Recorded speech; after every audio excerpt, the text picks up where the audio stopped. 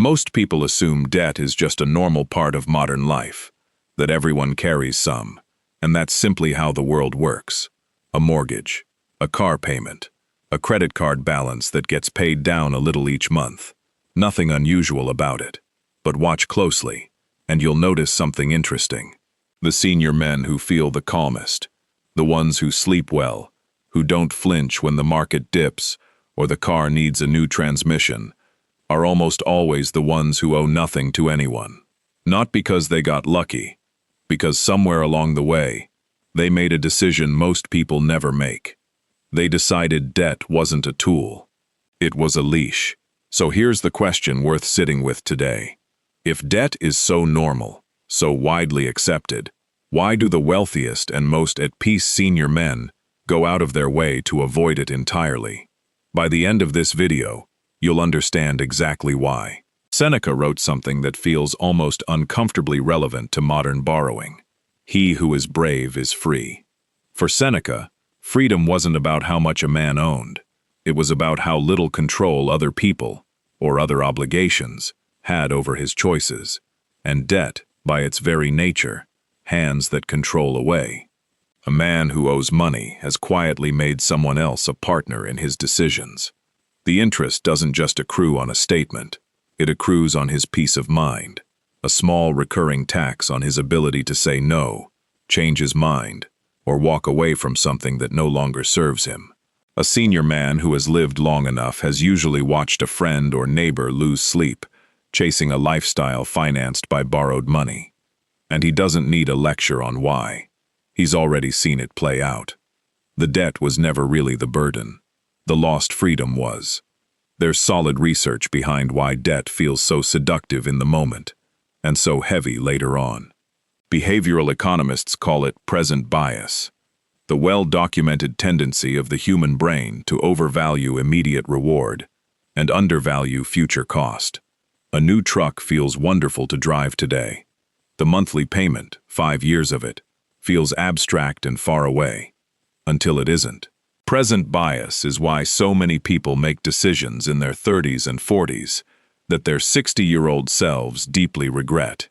Senior men who avoid debt have usually learned, often the hard way, to weigh the version of themselves 5 years down the road just as heavily as the version standing in the showroom today. There's also a concept psychologists call ego depletion, the idea that willpower is a limited resource that gets worn down through the day. Debt quietly exploits this. A monthly payment due on the 15th doesn't ask whether a man has the willpower that day to say no to anything else. It's already decided for him. Every dollar owed is a small, recurring demand on a mind that would rather spend its energy on more meaningful decisions. Men who avoid debt often describe it not as sacrifice, but as relief. One less obligation, pulling at their attention. The Federal Reserve's Survey of Consumer Finances has repeatedly shown that the households with the greatest reported financial satisfaction in retirement are not necessarily the ones with the highest net worth. They're the ones with the lowest debt-to-asset ratio. Meanwhile, AARP's retirement research has found that carrying debt into retirement is one of the strongest predictors of financial stress among older Americans, regardless of income level. It isn't how much a man has, it's how much of what he has is actually his. This connects to something the psychologist Barry Schwartz and others have studied under the umbrella of self-determination theory, the idea that human well-being depends heavily on autonomy, the sense of being the author of your own choices. Debt, almost by definition, chips away at autonomy. Every payment is a small reminder that a portion of a man's future has already been claimed by someone else. Senior men who avoid debt aren't just protecting their money, they're protecting their sense of ownership over their own life. Think about the man approaching retirement who's offered an easy line of credit to renovate his kitchen, interest-free for the first year, the salesman says. 10 years earlier, he might have signed without a second thought. Now he pauses. He's watched a friend take a similar deal, only to still be paying it off 3 years later, long after the promotional rate expired. He decides to wait, save for 8 months, and pay cash. The kitchen gets renovated a little later than planned, but it's entirely his. Think about the retired firefighter whose son asks him to co-sign an auto loan. He remembers, vividly, a cousin who co-signed for a nephew decades ago and ended up paying that loan himself when the nephew's job fell through.